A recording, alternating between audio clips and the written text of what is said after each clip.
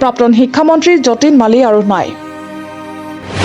Downtown hospital কৰ্তৃপক্ষই জনালে এই কথা। প্ৰাক্তন শিক্ষামন্ত্ৰী যতীন মালী আৰু নাই। আজি তেখেতৰ গুৱাহাটীস্থিত ৰুক্মিণী গাঁৱৰ বাসভৱনত দুপৰীয়া উচ্চ ৰক্তচাপজনিত কাৰণত ঢলি পৰাৰ ফলত মূৰত বেয়াকৈ আঘাত পায় আৰু ৰক্তক্ষৰণ হৈছিল। এই ঘটনা সংঘটিত হোৱাৰ পিছতে পৰিয়ালৰ লোকে ততাতৈয়াকৈ তেখেতক গুৱাহাটীস্থিত ডাউনটাউন হস্পিটেললৈ লৈ যায়।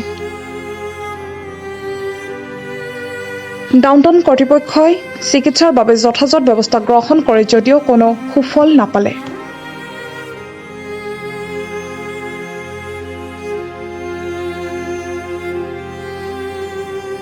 মৃত্যুৰ সময়ত তেখেতৰ বয়স ৬৮ বছৰ বুলি পৰিয়ালৰ লোকে জানিবলৈ দিয়ে। পলাশবাৰী সমষ্টিৰ পৰা ৪বাৰকৈ অসম গণ পৰিষদৰ বিধায়ক হোৱাৰ উপৰিও ১৯৮৫ চনৰ পৰা ২০০০ চনলৈকে অসমৰ শিক্ষামন্ত্ৰীৰ দৰে আসন শুৱনি কৰিছিল।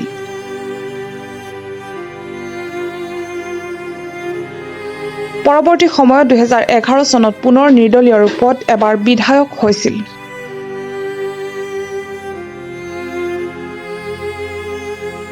(২০২১ বৰ্ষত কংগ্ৰেছ দলত যোগদান কৰি পলাশবাৰী সমষ্টিৰ পৰা নিৰ্বাচনত অৱতীৰ্ণ হৈ পৰাজিত হৈ পুনৰ কংগ্ৰেছ দল ত্যাগ কৰিছিল।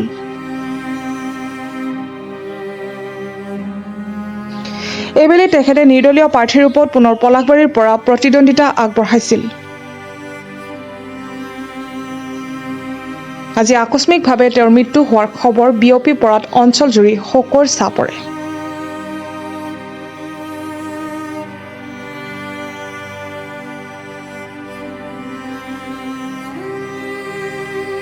News desk report, Pratah time digital.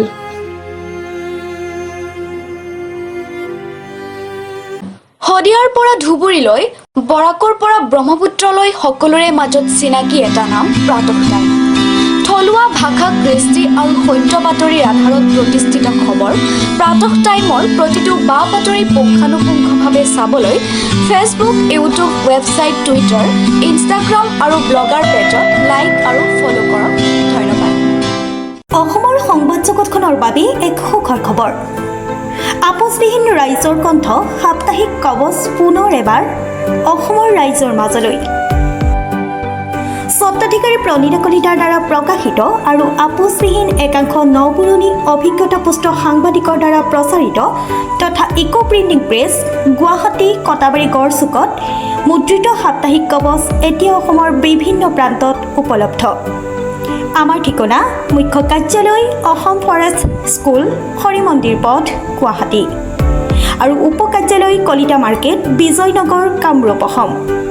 Mobile number হৈছে 9435114666 70024728113।